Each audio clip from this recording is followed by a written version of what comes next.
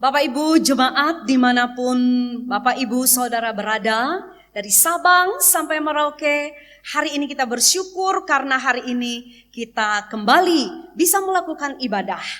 Karena itu mari kita memulai ibadah kita pada hari ini dengan satu sukacita di dalam hati kita. Dan setiap puji-pujian yang kita naikkan, mari kita nyanyikan keluar dari dalam hati kita. Sebelum kita tepat memulai ibadah ini, saya mau mengajak kita semua untuk menikmati satu pujian yang sederhana, yang memberikan kepada kita satu motivasi seluruh hidup kita, dari awal sampai Tuhan memanggil kita. Biarlah itu selalu untukmu, Yesus.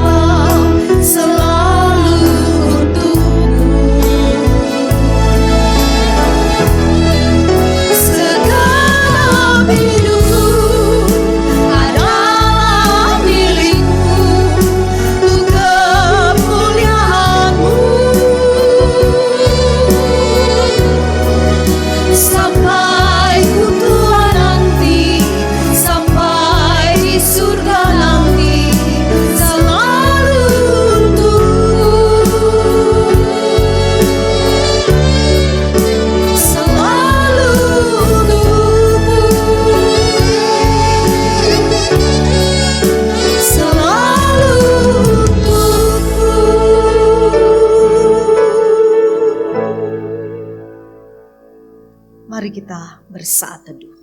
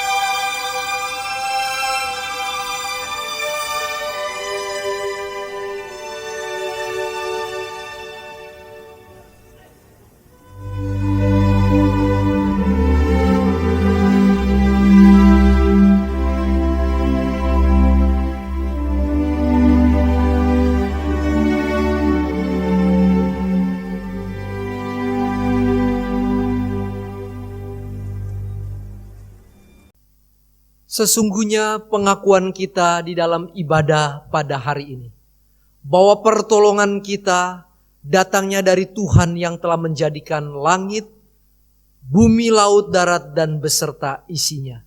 Dialah Tuhan yang tidak pernah meninggalkan perbuatan tangannya, yang memelihara dengan kasih setianya. Turunlah atas kita sekalian kasih karunia, rahmat, dan damai sejahtera dari Allah Bapa kita dan di dalam anaknya Tuhan Yesus Kristus. Amin.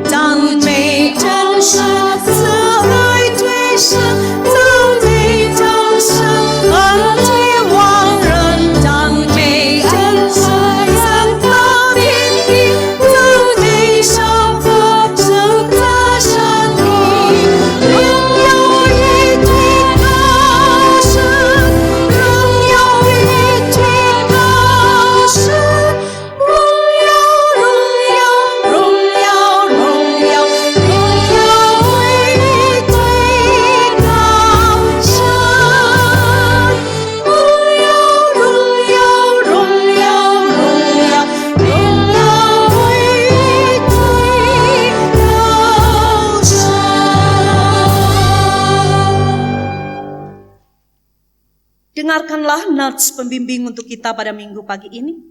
Wahyu pasal yang keempat, ayat 9 sampai dengan ayat yang ke-11. Demikian bunyi firman Tuhan. Dan setiap kali makhluk-makhluk itu mempersembahkan puji-pujian dan hormat dan ucapan syukur kepada Dia yang duduk di atas tahta itu dan yang hidup selama-lamanya, maka tersungkurlah ke-24 tua-tua itu di hadapan Dia yang duduk di atas tahta itu. Dan mereka menyembah Dia yang hidup sampai selama-lamanya. Dan mereka melemparkan mahkotanya di hadapan tahta itu sambil berkata,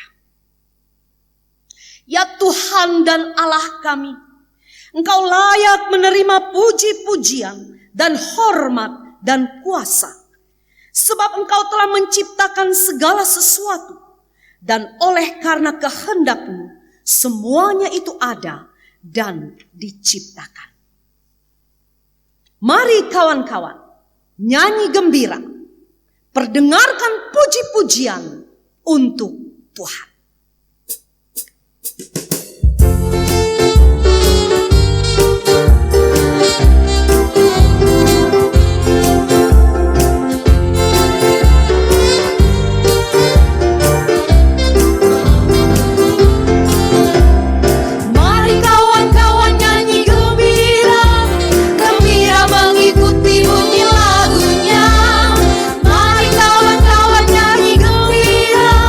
Supaya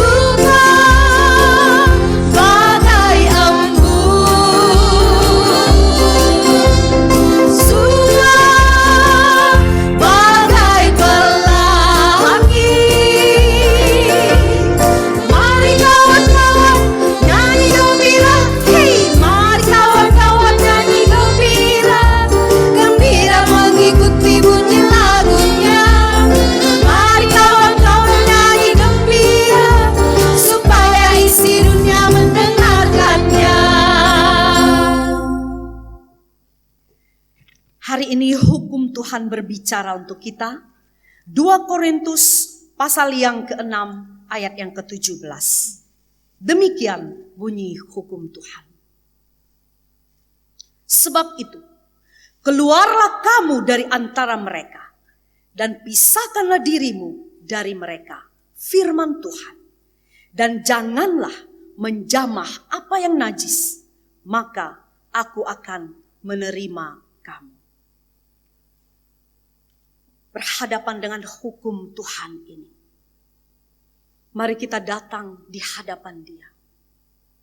Sesungguhnya kita ini adalah manusia yang berlumuran dosa. Kita harus datang kepada Dia. Mohon Allah mengampuni kita.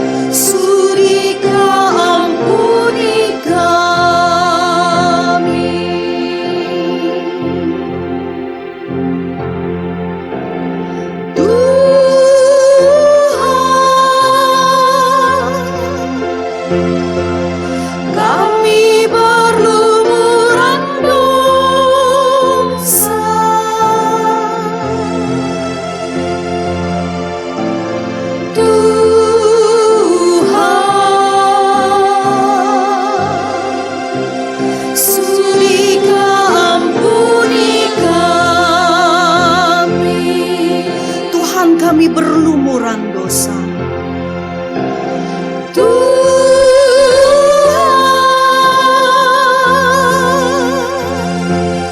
Kami berlumuran dosa.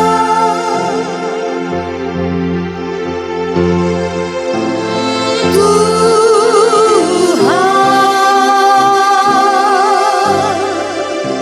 sudikah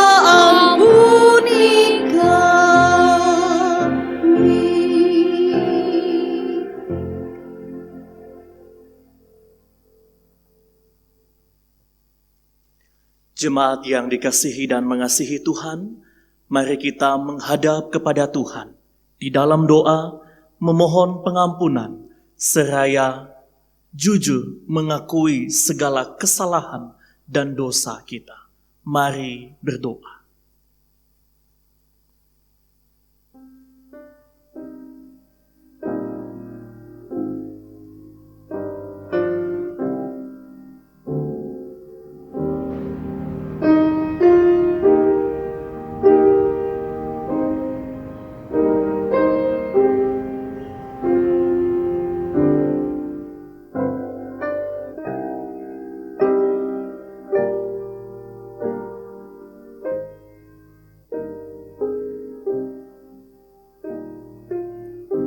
Di muka Tuhan Yesus, kepadamu ya Allah pencipta dan pemilik kehidupan kami.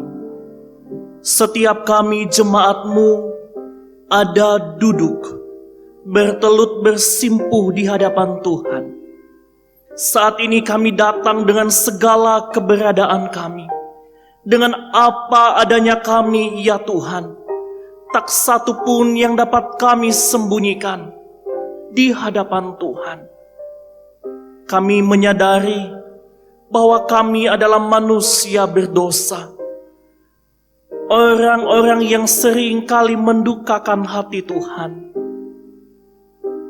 Sejak kami kecil hingga sampai hari ini.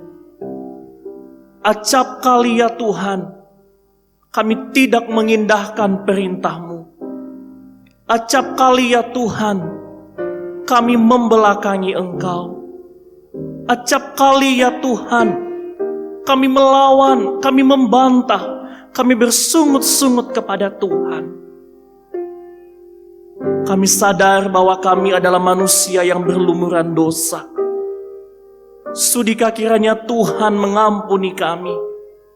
Dan saat ini kami datang, memohon pengampunan, memohon pelepasan, memohon kekuatan dalam penghiburan kepada Tuhan. Ubah hati kami ya Tuhan, ubah pikiran kami, ubah kehidupan kami.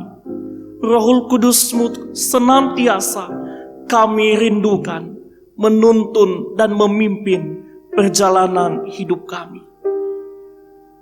Terima kasih untuk Tuhan yang dengan setia mendengar dan menerima kami. Terima kasih kepada Tuhan untuk pengampunan kekal yang telah diberikan kepada setiap kami.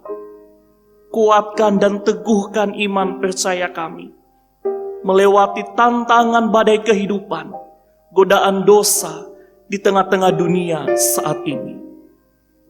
Terima kasih ya Tuhan. Ini doa pengakuan, pengampunan, dan syukur yang kami terima daripada Tuhan. Di dalam nama Yesus kami berserah. Amin.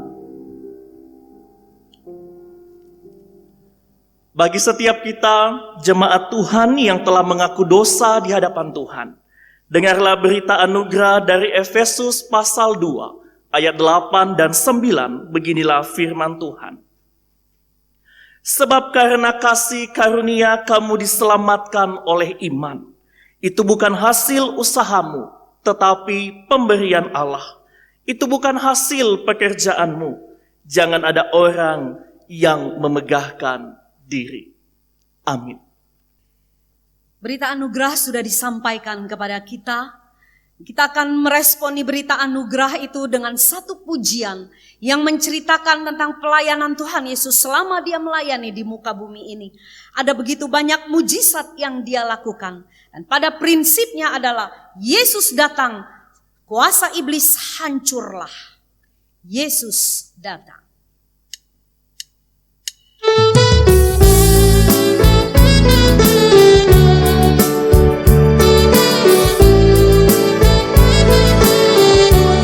Yesus menyembuhkan orang yang buta. Yesus menyembuhkan orang yang dirasuk setan. Seorang yang duduk di tepi jalan, buta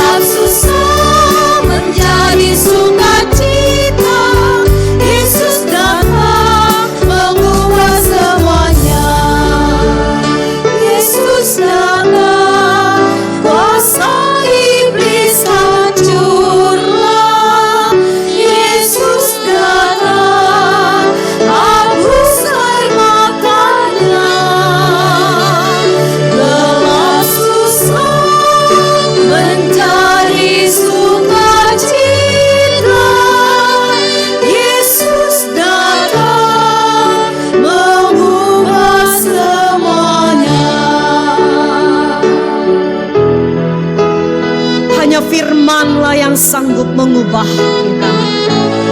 Karena itu biarlah salib Kristus membuat kita semakin dekat kepada Dia.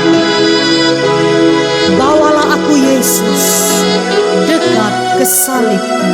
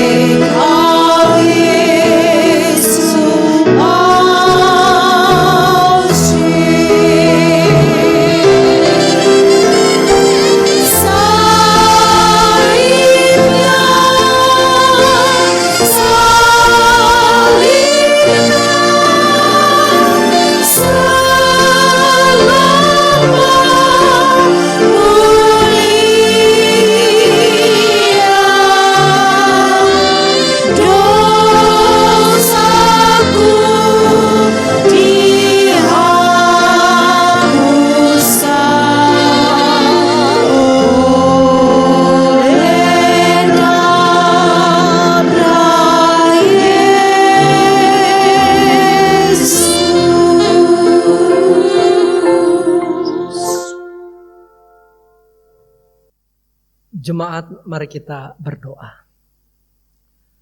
Bapa kami di dalam sorga, kepada Dikau sajalah kami sujud menyembah dan mengakui bahwa Dikaulah Tuhan atas hidup kami. Kami berterima kasih karena Tuhan yang telah menebus kami adalah Tuhan yang memberikan kepada kami hati yang mencari-Mu, hati yang datang kepada Dikau. Dan di pagi hari ini Tuhan memberikan kesempatan kami untuk beribadah kepada Tuhan. Kiranya Tuhan yang menolong kami untuk dapat membaca bagian firman-Mu dan merenungkannya. Taruhlah firman-Mu di dalam hidup kami, di dalam hati kami, supaya firman Tuhan menjadi pelita bagi kaki kami, yang menerangi saat kami berjalan di dalam dunia yang gelap, dan kami tetap mengikuti apa yang firman-Mu ajarkan, supaya hidup kami boleh seturut dengan kehendak-Mu. Hidup kami boleh menyenangkan hati-Mu. Bapa kami di sorga, kami juga ingin berdoa untuk hamba Tuhan yang akan menyampaikan firman-Mu.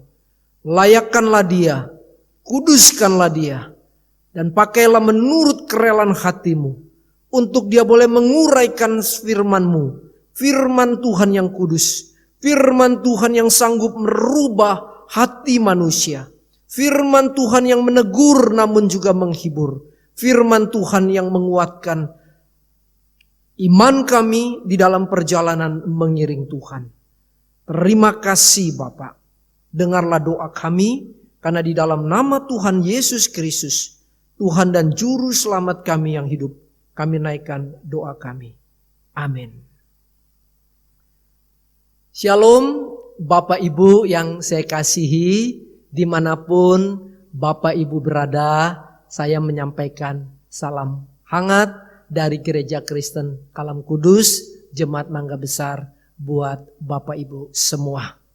Saya senang bisa berada di tengah-tengah Jemaat Gereja Kristen Kalam Kudus dari Pulau Sumatera sampai Pulau Papua dalam ibadah online yang memang diprakasai oleh Sinode Gereja Kristen Kalam Kudus. Karena itu mari sama-sama kita ingin belajar satu bagian dari kitab suci kita, 2 Korintus pasal 10 ayat 1 sampai ayat yang kelima.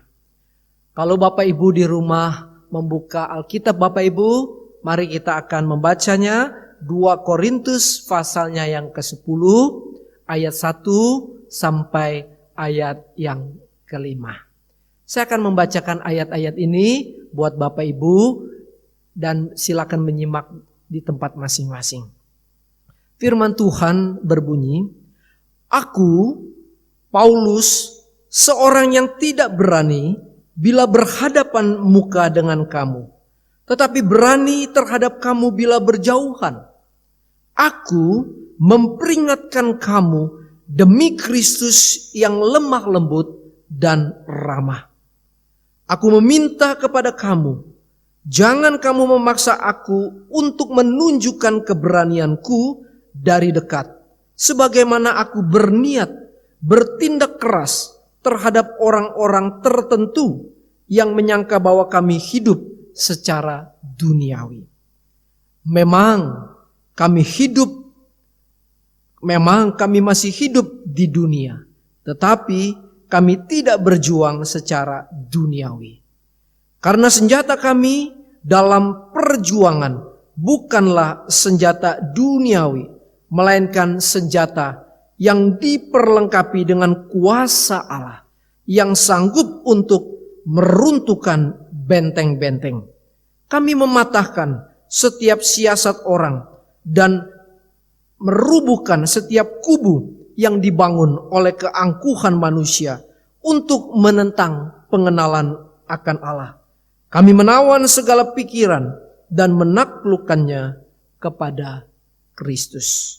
Sampai sedemikian jauh pembacaan firman Tuhan. Yang berbahagia adalah kita yang membaca firman-Nya dan kita yang memelihara firman itu, yaitu dengan menaruhnya di dalam hati kita dan melakukan dalam perjalanan sehari-hari. Bapak Ibu yang terkasih di dalam Tuhan, saya tertarik dengan salah satu ilustrasi yang pernah disampaikan oleh pendeta Stephen Tong saat dia menjelaskan firman Tuhan yang terambil dari Yohanes pasal 17 tentang doa Yesus untuk murid-muridnya. Dan secara khusus di dalam ayat 15 sampai ayat 16.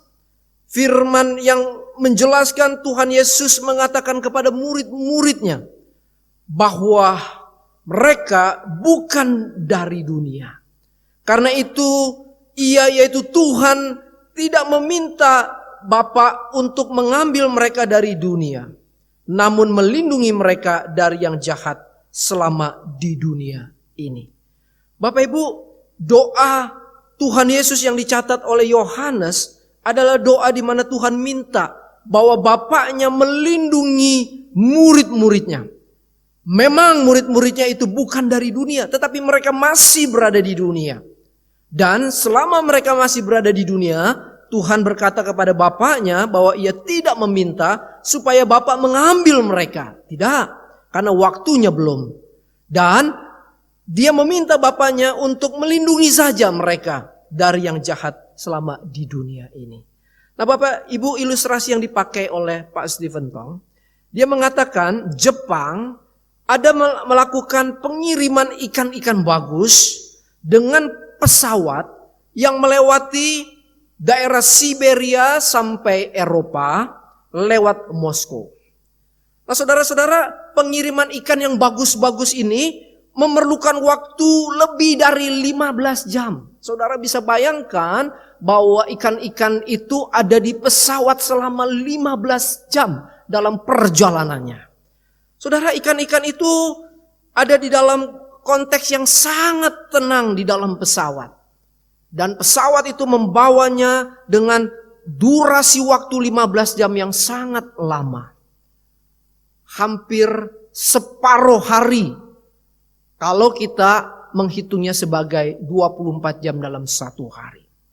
Nah saudara-saudara, waktu ikan-ikan bagus itu sampai di Moskow dan saat dibuka, ternyata ikan-ikan tersebut banyak yang mati.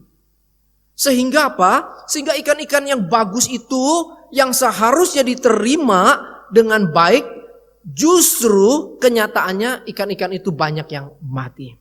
Saudara, akhirnya dipikirkan bagaimana cara supaya ikan-ikan tersebut tetap sampai di tujuan dalam keadaan hidup seperti saat pengiriman itu dilakukan. Saudara, akhirnya dipikir-pikir, ditemukanlah satu cara yang dianggap baik supaya ikan-ikan itu tidak mati dalam perjalanan. Nah, apa yang dilakukan untuk pengiriman ikan-ikan itu?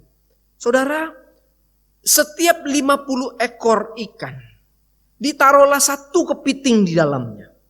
Jadi saat 50 ikan itu sudah ada di satu tempat, maka ditaruhlah satu ekor kepiting.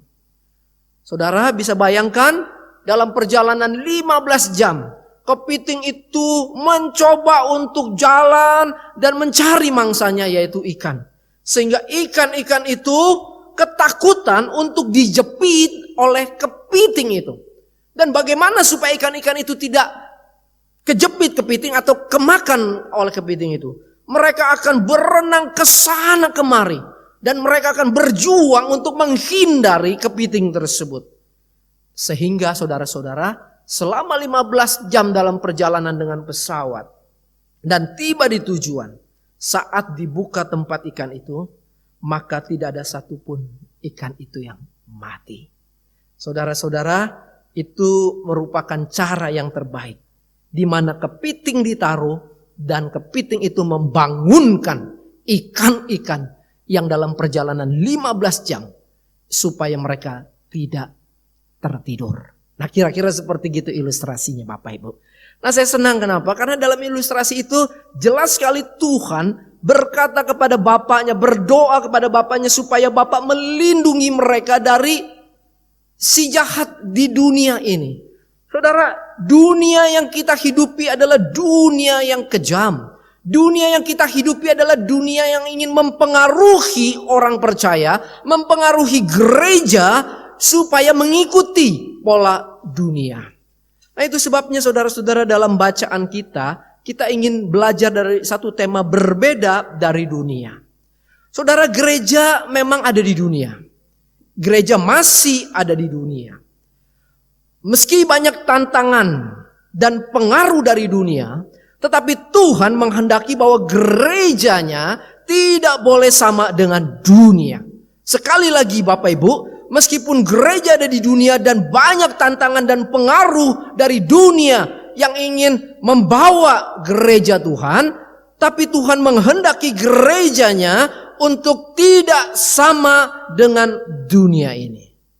Sehingga apapun yang sedang diusahakan oleh dunia, Tuhan menghendaki gerejanya tidak boleh mengikuti cara-cara dunia. Nah, saudara-saudara, meskipun dalam kenyataannya kita menyaksikan dan menemukan bahwa tidak sedikit gereja mulai berperilaku seperti cara-cara dunia. Atau gereja mulai sama dengan apa yang dunia ajarkan. Nah, dalam bacaan kita menemukan satu catatan dari Rasul Paulus pada waktu dia berhadapan dengan orang-orang di Korintus yang menganggap Rasul Paulus ini kalah hebat dengan rasul-rasul yang hebat. Jadi Rasul Paulus berhadapan dengan orang-orang yang menganggap dirinya sebagai rasul-rasul yang hebat. Tidak seperti Rasul Paulus yang dianggap lemah, yang dianggap penakut, serta dianggap hidup dengan cara duniawi. Itu sebabnya di dalam ayat yang pertama dan ayat yang kedua, Paulus mengatakan di dalam satu bahasa ironi, bahasa yang sebenarnya sedang memberikan teguran kepada orang-orang di sana yang menganggap Paulus lemah, yang menganggap Paulus penakut. Paulus katakan bahwa aku seorang yang tidak berani bila berhadapan dengan kamu, tetapi yang beraninya jika berjauhan. Saudara, bahasa ini adalah bahasa yang Paulus mau sampaikan karena di sana Paulus dianggap sebagai rasul yang tidak ada kekuatannya, tidak seperti rasul-rasul yang menganggap dirinya hebat, rasul-rasul super. Nah, saudara, dalam ayat yang ketiga, waktu Rasul Paulus mengatakan kepada jemaat di sana, Rasul Paulus mengatakan bahwa memang kami, yaitu Rasul Paulus dengan timnya, masih hidup di dunia. Tetapi kami tidak berjuang secara duniawi. Saudara, ayat 3 mau menjelaskan kepada pembacanya, kepada orang-orang di sana, bahwa memang kami ada di dunia. Percis seperti pada waktu Tuhan berbicara kepada bapaknya bahwa murid-muridnya tetap berada di dunia. Tetapi Paulus bilang, meskipun saya ada di dunia, meskipun hidup kami masih di dunia, tetapi kami tidak berjuang, kami tidak hidup, kami tidak melakukan cara-cara seperti orang duniawi atau cara-cara duniawi. Nah, saudara, ayat ini sangat kuat menekankan bahwa Rasul Paulus dan timnya dalam pelayanan yang dilakukan oleh mereka, mereka tidak hidup dengan mengikuti pola atau cara dunia. Nah, Bapak Ibu yang terkasih di dalam Tuhan, apa yang dimaksud dengan hidup secara duniawi atau hidup mengikuti pola dunia yang Paulus katakan kami tidak hidup secara duniawi? Karena mereka menganggap Paulus dan timnya hidup secara duniawi. Nah, saudara-saudara, kalau kita membaca tulisan Rasul Paulus di dalam Efesus pasal yang ke-6, ayat 12 dan 13. Rasul Paulus menekankan bahwa orang-orang percaya berperang melawan roh-roh di udara, penghulu-penghulu dunia yang gelap. Karena itulah Rasul Paulus mengatakan, kamu sedang berperang dengan roh-roh dunia yang begitu ingin menghabiskan kamu.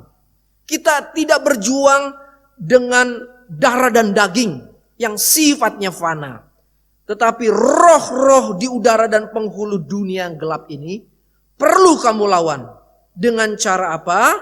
Dengan cara supaya kamu berperang memakai seluruh senjata Allah. Saudara, di dalam ayat yang ke-13 senjata Allah itu diuraikan. Berikat pinggangkan kebenaran, berbaju jirakan keadilan, lalu berkasut rela beritakan Injil, dan tetap dalam segala hal gunakan perisai iman. Nah, saudara, pada waktu Rasul Paulus mengatakan hal demikian di dalam jemaat di Efesus, dia mau mengatakan bahwa apa yang dia lakukan untuk menghadapi peperangan dengan penghulu-penghulu dunia ini, roh-roh di udara, dia tidak berani untuk melawan dengan kekuatan manusia, dengan cara manusia, dengan kekuatan dunia yang memang tidak akan pernah menolongnya. Karena itulah Rasul Paulus berkata, ambil seluruh senjata perlengkapan dari Allah, perlengkapan senjata dari Allah, dan lawannya dengan senjata Allah, pasti tidak dengan cara-cara dunia. Nah, saudara, senjata Allah berbeda dengan senjata dunia, atau cara Allah berbeda dengan cara dunia. Cara dunia itu seringkali berkekuatan pada kecerdikan, pada bakat, kekayaan, keterampilan, cara berketerampilan organisasi, kefasihan berbicara, propaganda yang hebat, dan membangun karisma-karisma yang kemudian disegani, dan kepribadian-kepribadian manusia yang dianggap hebat. Saudara, itu adalah cara-cara dunia yang kesemuanya itu tidak mampu dan tidak dapat memadai kita untuk meruntuhkan benteng iblis dan cara si jahat itu. Saudara, saya tidak mengatakan bahwa keterampilan berorganisasi itu sesuatu yang buruk, tidak. Tetapi saya mau mengatakan bahwa pada waktu kekuatan keterampilan organisasimu mengalahkan cara-cara rohani, maka kamu sudah mengandalkan kekuatan manusia itu. Saudara, engkau punya kekayaan, boleh. Tetapi kalau kekayaan itu menjadi faktor utama bahwa engkau sanggup untuk mengatasi segala sesuatu dengan kekayaan, itu adalah cara yang pasti tidak akan bisa menolong kamu. Karena itulah yang dilakukan oleh orang-orang duniawi. Bukankah mereka menganggap kekayaannya mereka bisa melakukan apa saja dengan kemampuannya? Waktu mereka mempunyai kekuasaan, mereka bisa melakukan segalanya. Itu anggapan dari orang-orang dunia. Karena itulah saudara-saudara, dalam tulisannya kepada jemaat di Korintus, Paulus mengatakan dia tidak melakukan cara-cara dunia. Atau dia tidak berperang secara duniawi. Nah, senjata yang digunakan Paulus untuk mematahkan siasat orang dan meruntuhkan setiap kubu yang dibangun oleh keangkuhan manusia yang menentang pengenalan akan Allah adalah dengan menaklukkannya kepada Kristus. Saudara, Paulus katakan bahwa aku mematahkan siasat orang dan meruntuhkan setiap kubu yang dibangun oleh apa? Keangkuhan manusia.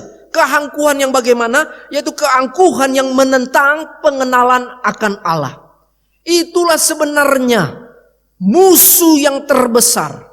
Itulah sebenarnya hal yang paling membahayakan dalam kehidupan peperangan rohani kita. Bahwa pikiran dan siasat dari orang-orang yang menganggap dirinya hebat, keangkuhan dirinya, yang semuanya itu sangat menentang kepada pengenalan akan Allah.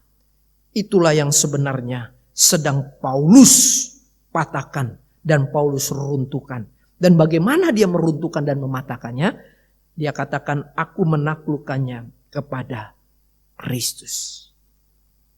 Saudara, di sini Paulus menyatakan cara rohaninya, yaitu semua pikiran dan siasat yang jahat itu yang dilakukan oleh keangkuhan manusia untuk menentang mengenal Allah, aku bawa semuanya kepada Kristus. Nah, saudara, cara Paulus menghadapi konflik di Korintus ini adalah menyatakan Kristus, salib Kristus. Kalau saudara baca mulai dari 1 Korintus, kita menemukan di sana ada perselisihan antara jemaat. Dia katakan, aku datang dengan tidak mau memusingkan yang kamu sedang ributkan. Tetapi aku ingin menyatakan Kristus. Kristus yang tersalib. Saudara, Paulus di dalam penanganan konflik di kota Korintus, dia mengedepankan Kristus, salib Kristus. Nah saudara, Injil salib yang menyelamatkan orang, inilah yang sebenarnya Paulus mau sampaikan di dalam cara-cara penanganan konflik atau masalah yang sedang dihadapi. Kenapa? Karena hanya Injil saliblah yang telah menyelamatkan orang, yang dapat membangun orang, yang dapat menguatkan orang. Injil saliblah yang membuat orang berbalik kepada Allah. Kenapa? Karena di dalam Injil salib yang diberitakan oleh Paulus, Paulus menyatakan keteladanan Kristus serta karya Kristus yang merupakan pusat dari pengajaran Rasul Paulus. Saudara, keteladanan Kristus dan karya Kristus itu diuraikan berulang-ulang oleh Paulus di dalam surat-suratnya. Supaya setiap orang yang membacanya Setiap orang yang mendengar pemberitaan itu, mereka sadar bahwa hanya Injillah yang mampu menyelamatkan manusia. Hanya Injillah, Injil saliblah yang justru bisa membangun manusia yang sedang dalam keputusasaan, dalam kesulitan menghadapi dunia ini. Saudara, saat kita ada masalah atau saat kita ada konflik, sebenarnya disitulah ujian yang paling kuat untuk dapat membuktikan apakah saudara dan saya menghadapi dan melewati masalah atau konflik tersebut dengan cara duniawi atau cara rohani. Jadi ujian kita untuk melihat apakah kita melakukan dengan cara-cara duniawi atau cara-cara rohani di dalam sebuah konflik, itulah yang akan membuktikan apakah kita adalah orang-orang yang mempunyai kekuatan rohani atau kita orang-orang yang mungkin menyebut diri Kristen, tapi kita tidak beda dengan orang-orang duniawi. Nah saudara-saudara, dari apa yang kita baca di dalam surat Paulus kepada jemaat di Korintus, 2 Korintus 10 tadi, ayat 1 sampai ayat yang kelima. Saya ingin membawa kita di dalam aplikasi yang sederhana. Aplikasi buat kita sebagai gereja Tuhan. Ada dua hal dalam konteks ini saya ingin sampaikan kepada kita. Karena tema kita adalah berbeda dari dunia. Konteks yang pertama adalah konteks gereja sebagai organisasi rohani. Saya ingin membawa kita untuk melihat gereja dalam konteks sebagai organisasi rohani. Nah saudara, kita sebagai hamba Tuhan dan juga majelis jemaat, pasti kita akan senang jika gereja kita itu dihadiri jiwa-jiwa yang beribadah di dalam gedung gereja kita. Dan kita senang kalau jumlahnya dari waktu ke waktu bertambah. Karena bagi kita itulah satu pertumbuhan gereja, bukan? Kita menganggap pertambahan jiwa-jiwa dan orang-orang itu sebagai salah satu indikator gereja kita mengalami pertumbuhan. Dan pertumbuhan itu adalah pertumbuhan kuantitas orang-orang yang datang. Senang gak? Senang saudara-saudara. Karena gereja kita tidak terdiri dari bangku-bangku kosong. Saat hamba Tuhan berkhotbah, dia melihat mata daripada jemaat yang duduk. Apakah tatapan mata itu tatapan mata sedang sedih atau sedang punya permasalahan atau yang sedang bergumul sesuatu. Hamba Tuhan itu menyampaikan firman kepada mereka dengan penuh kekuatan dari Allah. Rasanya senang sekali saudara-saudara. Jadi bangku-bangku yang penuh dengan jiwa-jiwa itu akan memberikan semacam sukacita tersendiri bagi hamba Tuhan dan majelis yang mengelola gereja. Nah saudara-saudara, namun pertanyaannya bagaimana gereja yang menghendaki jiwa-jiwa itu datang dan memenuhi bangku-bangku dengan cara-cara yang rohani atau cara-cara duniawi saudara-saudara. Nah ini yang sebenarnya sedang kita coba ambil contoh atau aplikasi dari tema kita berbeda dengan dunia. Saudara, ada berbagai upaya dilakukan oleh gereja. Salah satunya nih, bagaimana supaya gereja dihadiri oleh banyak orang. Yang membuat gereja itu mulai menjadi penuh. Saudara, gereja seringkali mencoba menyenangkan orang yang beribadah. Bagaimana cara menyenangkan orang-orang yang duduk, yang dari waktu merasa ingin datang ke gereja dan jumlahnya banyak. Salah satunya khotbahnya tuh harus banyak yang lucu. Makanya kalau ada hamba Tuhan yang bisa berbanyol, hamba Tuhan yang bisa melawak dalam tanda kutip stand up comedy di mimbar, itu jauh lebih disenangi. Apalagi kalau jemaatnya itu memang jemaat yang tidak mempunyai fondasi atau kekuatan firman dalam hidupnya. Sebagai jemaat Kristen yang cuma datang hari Minggu saja. Kira-kira seperti itu. Senang saudara dengan khotbah yang lucu-lucu. Kalau khotbah yang sifatnya ngejelimet, saudara begitu start khotbah saudara merem. Begitu pengkhotbah bilang, ini yang terakhir, saudara bangun. Kenapa? Karena alarmnya sudah berbunyi, tandanya khotbah selesai. Tapi kalau khotbah itu lucu, wah saudara merasa terhibur. Meskipun kalau ditanya pulang, apa sih isi khotbahnya? Itu loh ceritanya yang lucu begini. Saudara lebih kuat cerita lucunya daripada pembacaan firman Tuhannya.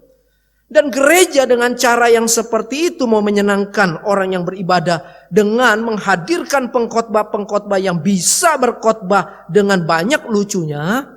Itu mungkin salah satu cara yang dilakukan oleh gereja-gereja yang mempunyai cara-cara duniawi. Atau mungkin gereja mulai memikirkan pendapat-pendapat musiknya itu jangan kuno dong. Kalau kuno nanti yang datang cuma orang-orang tua. Lalu bagaimana orang-orang muda? Maka nyanyilah dengan penuh kekuatan dinamika yang hebat. Kalau perlu jingkrak-jingkrak juga tidak, kenapa? Saudara, akhirnya orang mulai memikirkan bahwa musik-musik atau lagu-lagu him adalah lagu-lagu yang ketinggalan zaman. Saudara, padahal lagu-lagu him itu adalah lagu-lagu yang ditulis oleh orang-orang yang Tuhan kasih hati untuk menulis tentang apa yang firman Tuhan sampaikan melalui lagu. Mereka menggumulinya, mereka menuangkannya, bahkan menurut orang-orang yang bisa musik, itu tiap tangga nadanya, waktu menunjukkan Allah, maka akan begitu gegap gempita menyatakan Allah. Dan itu ada di dalam lagu-lagu him. Saudara, saya nggak katakan lagu kontemporer jelek. Ada lagu kontemporer yang baik. Tetapi pada waktu gereja kemudian berpikir bahwa lagu-lagu him itu menjadi lagu-lagu yang kuno, yang kemudian secara berangsur-angsur mulai dihilangkan supaya peminat-peminat yang datang ke gereja itu menjadi banyak. Saudara, kita mempunyai satu cara yang dunia sedang tawarkan. Atau ada gereja yang mencoba untuk menghadirkan umatnya dengan tawaran-tawaran, ada hadiah yang membuat orang bisa datang ke gereja. Saudara, iming-iming sesuatu. Hadiah itu bukan sekedar hadiah yang bersifat fisik. Hadiah itu bisa berisi hal yang kita sebut dengan kesembuhan atau keberuntungan. Saudara, saya mau katakan sekali lagi gereja-gereja mulai memikirkan cara-cara yang seperti itu menjadi salah satu cara yang mereka pikir ampuh untuk mendatangkan jemaat yang semakin hari semakin banyak. Bahkan tidak sedikit ada gereja yang mencoba menyiapkan antar jemput saudara. Sehingga jemaat bisa nyaman tinggal duduk, lalu lalu pulang duduk lagi dan sampai di rumah. Dan jemaat itu akan setia tuh nunggu supir gereja. Jam sekian supir gereja itu akan lewat di jalan ini. Lalu jam sekian supir itu akan lewat di jalan yang lain. Lalu kemudian membawa rombongan sampai ke gereja. Saudara, apakah kita nggak memikirkan cara-cara yang lain? Mengedukasi tentang bagaimana Kristus yang sungguh-sungguh telah menolong kamu, menyelamatkan kamu. Sehingga dari dirimu punya satu sukacita untuk datang beribadah kepada Tuhan. Apakah gereja memberikan kepada jemaat satu pengajaran bahwa mengikut Tuhan perlu membayar harga. Bahkan apapun yang engkau rasa sulit, waktu engkau punya kecintaan untuk bertemu Tuhan, maka engkau akan lakukan. Saudara, saya pernah praktek 1 tahun di Bogor. Jemaat di Bogor itu bukan jemaat yang the have. Kota Bogor itu berundak-undak, saudara-saudara. Sehingga kadang-kadang kita turun ke bawah lalu naik lagi ke atas, datarannya berubah-ubah. Nah, saudara-saudara, ada satu jemaat yang dari lokasi gereja itu kalau dia naik kendaraan umum itu bisa 30 sampai 40 menit. Jadi saudara bisa bayangkan naik kendaraan, lalu dia berjalan kaki karena dia tidak punya uang. Dan itu dilakukan setiap minggu, saudara-saudara. Dan dia bisa melewati waktu yang panjang untuk sampai ke gereja. Itu sebabnya kalau gereja jam 10, dia bisa berangkat mungkin jam 8 pagi. Dengan apa? Dengan harapan dia sampai di gereja tidak telat. Saudara yang punya mobil sering telat. Yang punya motor juga sering telat. Ini yang jalan kaki tidak telat. Saudara, saya waktu praktek saya terharu melihat orang seperti itu. Saya cuman katakan luar biasa ya. Dia mau datang cari Tuhan ke gereja. Meskipun dia tidak punya uang untuk naik angkot. Karena kalau dia naik angkot, dia harus keluarkan lagi tambahan. Sementara dia mau siapkan buat persembahan. Jadi khusus itu persembahan. Saudara, waktu saya dengar cerita itu dan menyaksikan itu, saya benar-benar mengatakan, Tuhan, kalau orang memang sudah cinta Engkau, dia akan rela bayar harga. Nah, saudara-saudara, gereja memberikan edukasi gak? Pengajaran-pengajaran yang membangun. Firman Allah yang sungguh-sungguh mempunyai kualitas. Supaya jemaat benar-benar pergi ke rumah Tuhan. Di dalam satu kehausan. Ingin bertemu dengan Tuhannya yang telah menyelamatkan. Saudara, contoh yang lainnya. Apakah gereja sebagai organisasi rohani melakukan cara-cara yang rohani waktu mengalami konflik di gereja?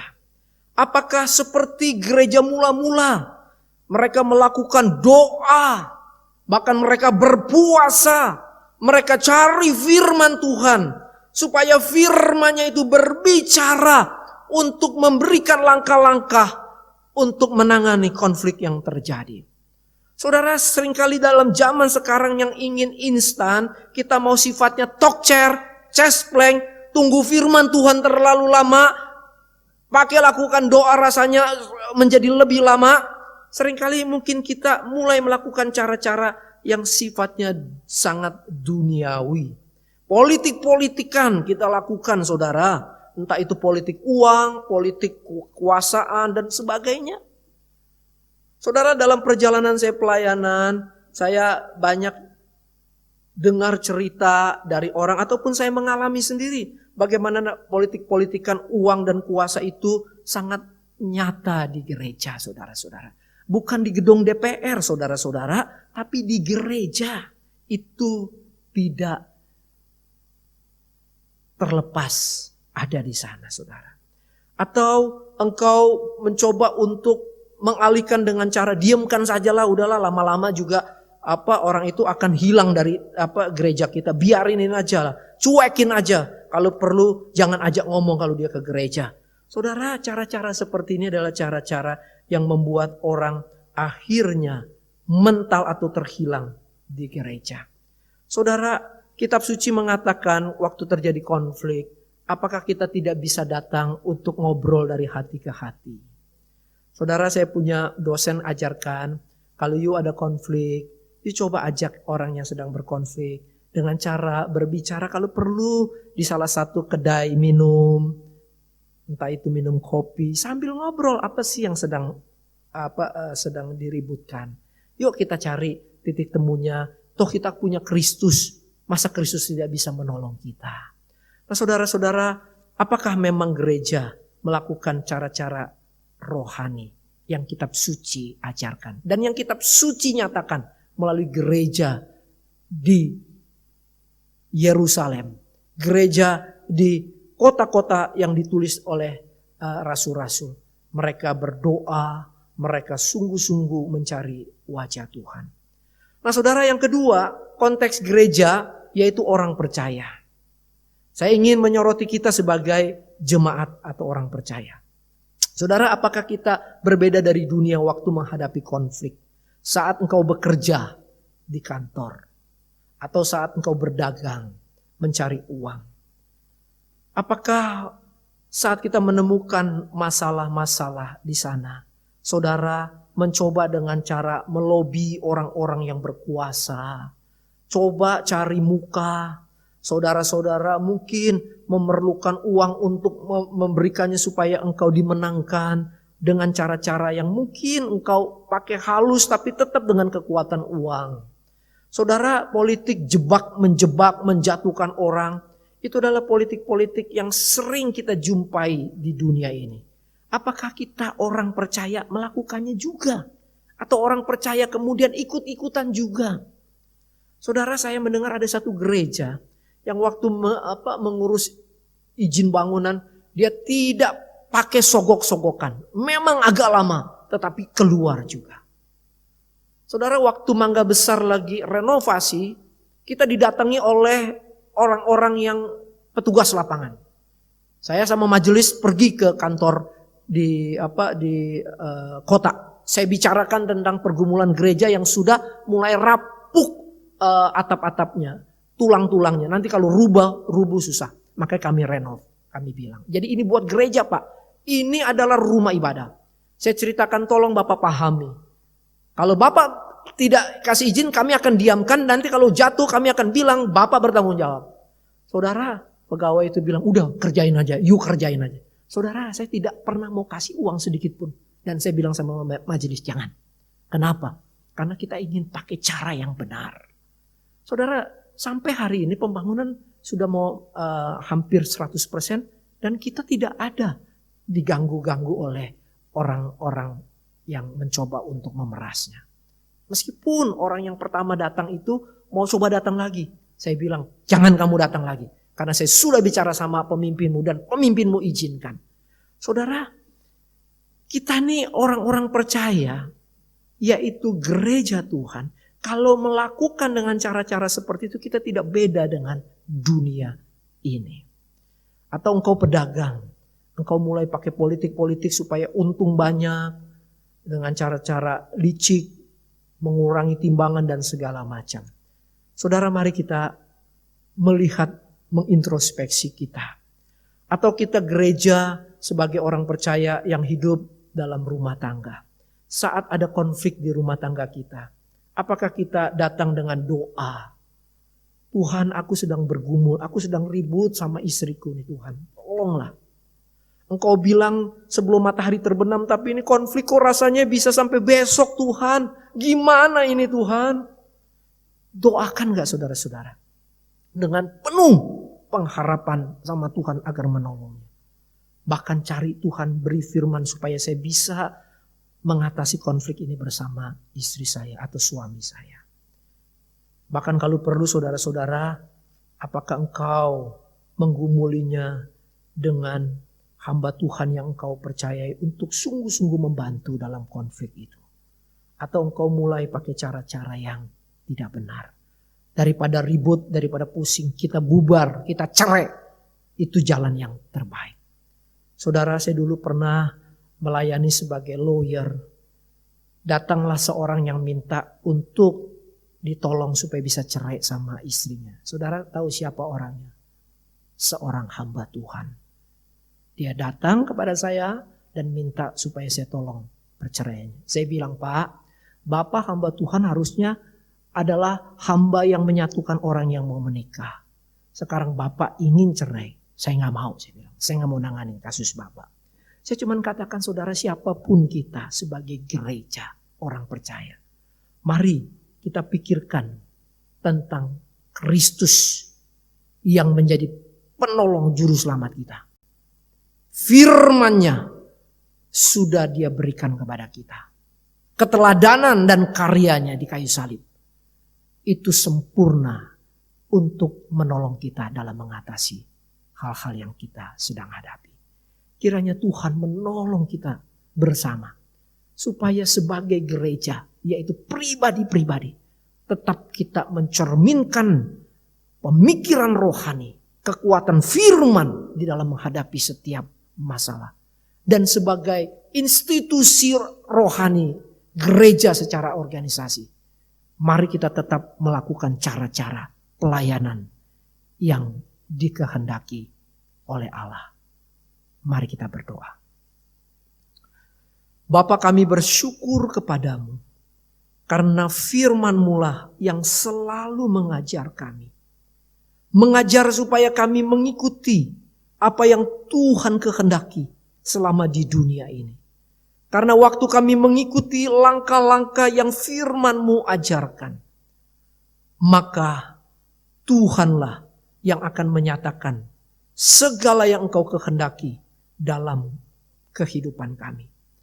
Dan waktu kami melakukan apa yang firman-Mu ajarkan, maka kami tidak akan terjebak dengan cara-cara dunia, cara-cara manusia dengan keangkuhannya, yaitu keangkuhan yang menolak pada pengenalan akan Allah. Ya Tuhan, tolonglah kami, karena kami masih ada di dunia ini. Dunia yang punya pengaruh dan arus yang sangat kuat. Jikalau bukan Kristus batu karang yang kokoh yang menopang kami, maka kami akan terhanyut, terombang-ambingkan. Berkatilah gereja Kristen Kalam Kudus, baik dari Pulau Sumatera sampai Pulau Papua. Tuhan, pakailah kami menjadi gerejamu, yaitu gereja Tuhan secara rohani menyatakan kerajaan Allah melalui pelayanan yang kami lakukan. Dan sebagai gereja, yaitu pribadi-pribadi orang tebusan, berikan kami kekuatan terus menyatakan Kristus Yesus di dalam seluruh aspek hidup kami. Sehingga perjalanan kami adalah perjalanan yang berbeda dengan cara dunia ini. Tuhan berkati sinode gereja Kristen Kalam Kudus, dimanapun teman-teman badan pengurus berada, satukanlah di dalam satu hati, bekerja sama di dalam kesinodaan. Baik rekan-rekan badan pengurus yang ada di Sorong, yang ada di Pekanbaru, yang ada di Jakarta, semua kami disatukan dalam satu kinerja sebagai sinode yang memikirkan hal-hal yang berkaitan dengan perjalanan gereja Kristen Kalam Kudus yang ada. Tuhan juga berkati seluruh gereja-gereja, yaitu gereja Kristen Kalam Kudus dengan beban tanggung jawab di lokasi masing-masing. Tuhan tolong dan berikanlah jalan keluar.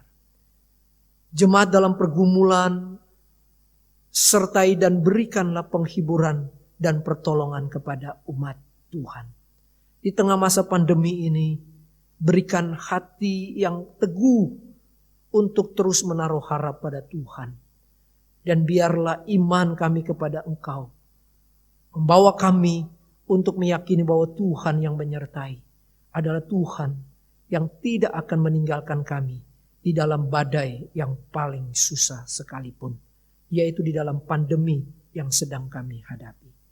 Pemerintah kami dalam upaya untuk menanggulangi masalah COVID-19, Tuhan tolong berikan kepada mereka kekuatan kesehatan di semua lini, baik pusat maupun daerah.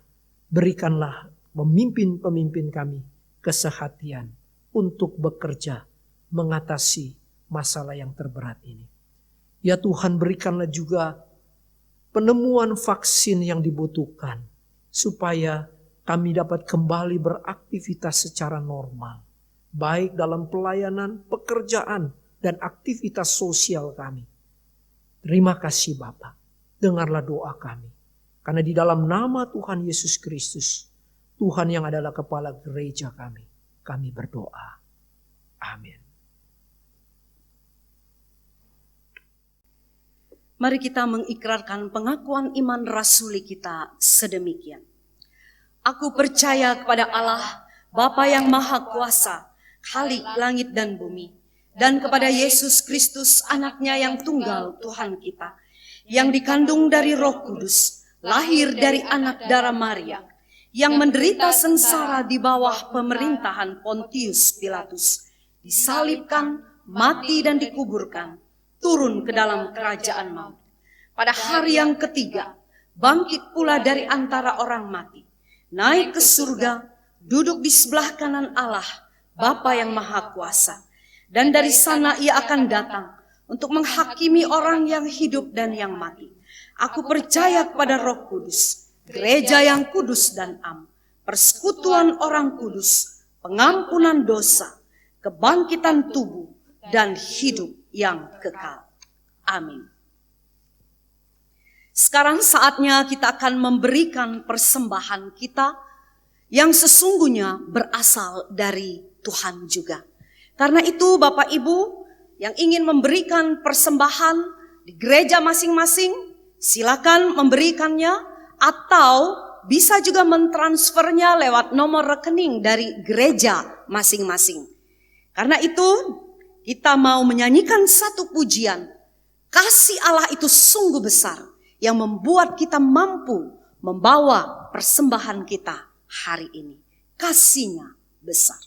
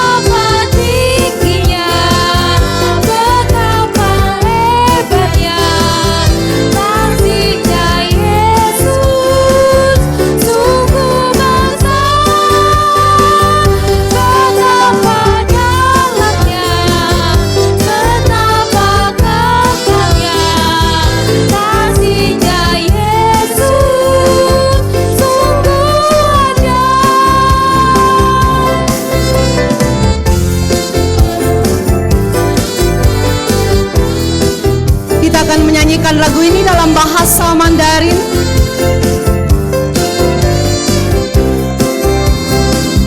Tu ai you duo shao, tu en you duo shen, ta gen yan zhen min, wei jiu ren ling huan. Tu ai you duo shao, tu en you duo shen. 思想，我心感恩。天地有多么高，天地有多么远，救主的真爱也有多大，永恒有多么长，无限有多么广，救主的。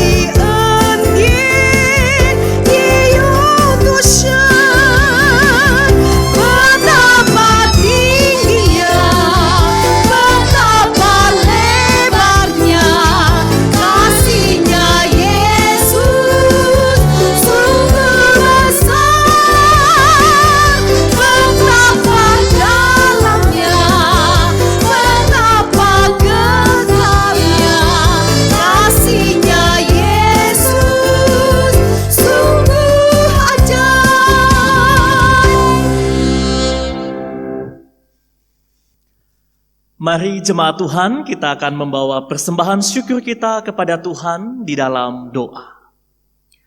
Bapa kami di dalam surga, tak henti-hentinya kami bersyukur kepada Tuhan dengan segala cinta, kasih, dan kesetiaan Tuhan yang tak pernah berkesudahan di dalam setiap kehidupan kami.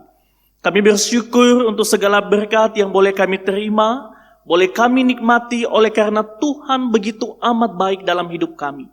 Berkat-berkat jasmani dan juga berkat rohani yang membawa kami untuk semakin melihat dan mengagungkan Tuhan yang besar atas hidup setiap kami. Pada saat ini ya Tuhan, setiap kami dari anak-anak-Mu telah mengumpulkan persembahan syukur kami kepada Tuhan. Kami berdoa kiranya persembahan yang kami bawa pada hari ini menjadi dupa yang berbau harum di hadapan Tuhan. Dan kiranya sungguh Tuhan berkenan untuk menerima persembahan kami. Kami berdoa untuk setiap anak-anak Tuhan yang akan mengelola persembahan ini. Tuhan berikan hikmat dan kekuatan daripada Engkau, sehingga sungguh ya Bapa, persembahan ini boleh digunakan untuk memperluas kerajaan Allah di bumi ini melalui bidang-bidang pelayanan di unit-unit gereja masing-masing. Terima kasih ya Tuhan. Kami terus berdoa untuk tiap-tiap pekerjaan, usaha dan pelayanan seluruh jemaat-Mu. Berkati mereka dengan segala yang baik yang datangnya daripada Tuhan. Dan biarlah hidup jemaat-Mu boleh semakin hari semakin bertumbuh di dalam Tuhan. Pada saat ini juga ya Bapa, kami datang untuk berseru kepada Engkau. Kami berdoa untuk seluruh unit Gereja Kristen Kalam Kudus yang ada di seluruh Indonesia. Di tengah-tengah kondisi yang belum begitu baik saat ini, oh Tuhan Yesus Allah yang hidup, banyak tantangan, banyak kesulitan yang kami hadapi. Tetapi kami percaya bahwa ada Tuhan yang sanggup dan mampu menolong setiap kami. Ya Bapa di surga, kiranya Engkau memberikan hikmat dan kemampuan yang sungguh-sungguh datangnya daripada Tuhan atas setiap hamba-hamba Tuhan, atas setiap pemimpin-pemimpin gereja, atas setiap aktivis ataupun majelis, sehingga tiap-tiap kami Bapa dapat menangkap apa yang menjadi isi hati Tuhan bagi gereja-Mu di tengah-tengah pandemi hari ini. Bapa di dalam surga, pada saat ini juga ya Tuhan, kami berdoa untuk bangsa dan negara kami Indonesia, untuk pemimpin-pemimpin negeri kami, mulai dari pusat hingga ke daerah-daerah, mereka yang tengah berjuang untuk bisa menemukan satu titik terang dalam jalan keputusan untuk mengatasi pandemi yang tengah kami hadapi saat ini. Kiranya sungguh ya Bapa, sekali lagi kemurahan dan belas kasihan Tuhan, itulah yang Engkau nyatakan bagi bangsa dan negara kami. Saudara-saudara kami, tenaga medis, mereka yang ada di garda terdepan, kami juga serahkan mereka ke dalam tangan-Mu. Oh Tuhan Yesus Allah yang hidup, Engkau sendiri yang terus boleh memakai mereka menjadi perpanjangan tangan Tuhan. Bahkan setiap saudara-saudara kami yang menjadi pasien saat ini, dimanapun mereka dirawat, kiranya sungguh Tuhan, Engkau sendiri yang boleh menolong dan memampukan setiap mereka. Dan setiap kami, warga negara Indonesia, Tuhan juga berikan kami satu kekuatan untuk kami taat kepada Tuhan dan taat kepada pemerintah kami. Terima kasih ya Tuhan, hati kami begitu tenang, karena kami punya Tuhan yang sanggup menolong dan menopang kehidupan kami. Ini doa, syukur, dan syafaat kami. Di dalam nama Tuhan Yesus Kristus, kami menyerahkan ini semua. Amin. Bapak Ibu Jemaat, kita ada di penghujung ibadah kita. Kita sudah mendengarkan firman Tuhan. Kita juga sudah memuji-muji nama Tuhan. Mengembalikan berkat yang Tuhan berikan kepada kita. Hidup di dunia ini, apalagi ketika kita harus berbeda dari dunia, bukan satu hal yang gampang. Tapi tekad kita adalah, saya mau iring Yesus sampai selama-lamanya. Karena dunia ini bukanlah rumah kita. Satu hari kita akan pergi ke kediaman abadi kita, tempat yang sesungguhnya.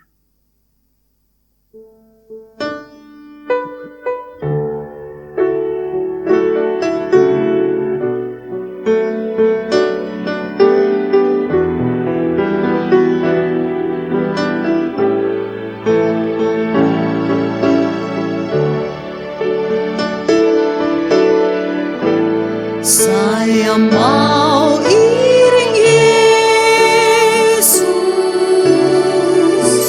saya mau iring Yesus sampai selama-lamanya.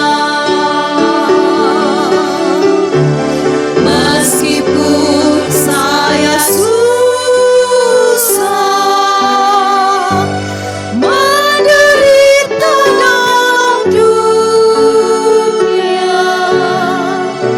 saya mau iring Yesus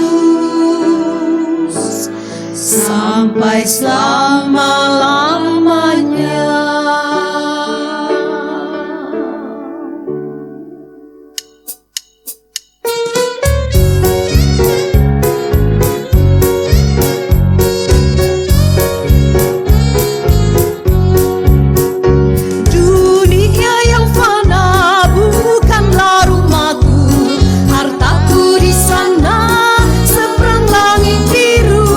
Malaikat melambai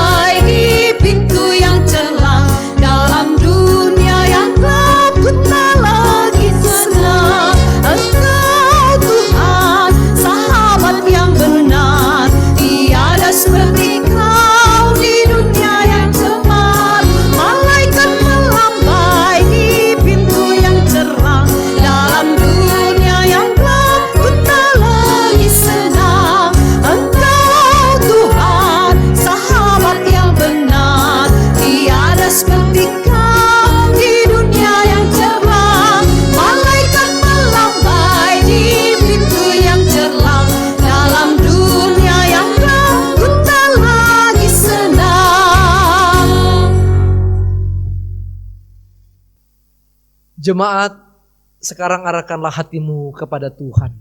Kembalilah di dalam tugas dan tanggung jawab yang Tuhan percayakan kepada kita di tempat masing-masing. Dan pulanglah dengan menerima berkat dari Tuhan. Tuhan memberkati engkau dan melindungi engkau. Tuhan menyinari engkau dengan wajah-Nya dan memberi engkau kasih karunia. Tuhan menghadapkan wajah-Nya kepadamu dan memberi engkau damai sejahtera mulai dari saat ini sampai selama-lamanya. Amin.